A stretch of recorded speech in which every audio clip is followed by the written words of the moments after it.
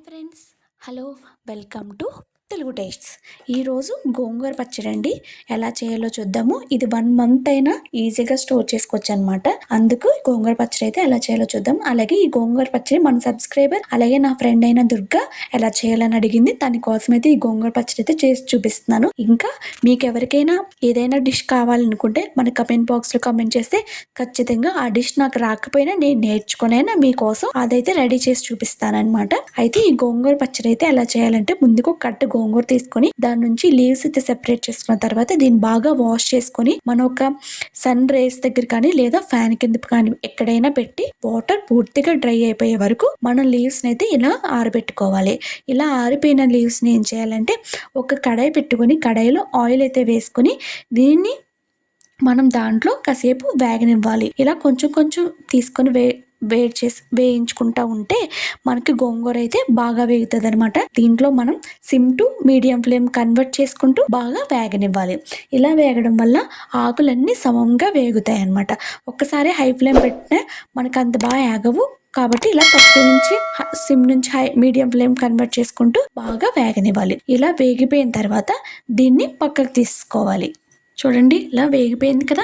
ఇప్పుడైతే మనం దీన్ని పక్కకు తీసేసుకుందాం. ఇది పక్కకు తీసుకొని దీన్ని కాసేపు చల్లారి పెడదాం.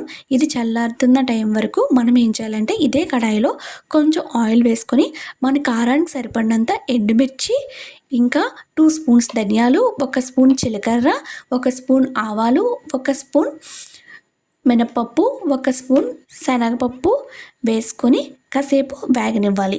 ఇది కూడా చల్లార్చుకొని దీన్ని గోంగూరని ఒకేసారి మిక్సీలో వేసుకొని మిక్సీ పట్టుకోవాలి. ఇప్పుడు దీంట్లోకి మన టేస్ట్కి సరిపడినంత ఉప్పు కూడా ఇక్కడే వేసేసుకోవాలన్నమాట. వేసుకొని ఇది మిక్సీ పట్టుకోవాలి. ఇది మిక్సీ పట్టుకున్న తర్వాత మనం సేమ్ ఇదే కడాయిలో కొంచెం ఆయిల్ అయితే వేసుకోవాలండి. ఆయిల్ వేసుకున్న తర్వాత ఇప్పుడు మనకి పోపుకి సరిపడినంత ఒక 2 ఎండుమిర్చి, 2 వెల్లుల్లిపాయలు, ఇంకా కొంచెం పోపుకి జీలకర్ర, మినపప్పు, ఆవాలు వేసుకొని కాసేపు వేయించుకోవాలి. వేయించున్న తర్వాత ఇది వేగిన తర్వాత ముందుగా మనం మిక్సీ చేసి పెట్టుకున్న గోంగూర పేస్ట్ని అయితే ఇందులో వేసుకుంటే మనకి గోంగూర పచ్చడి అయితే రెడీ అయిపోయింది. మనం కొంచెం ఆయిల్ అయితే ఎక్కువ వేసుకోవాలండి. ఇలా ఆయిల్ పైకి తేలుతూ ఉండడం వల్ల ఏమవుతుందంటే మనకి గోంగూర పచ్చడి అనేది పాడవకుండా ఉంటుంది అనమాట.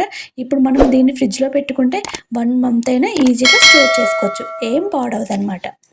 ఈ వీడియో మీకు నచ్చినట్టయితే లైక్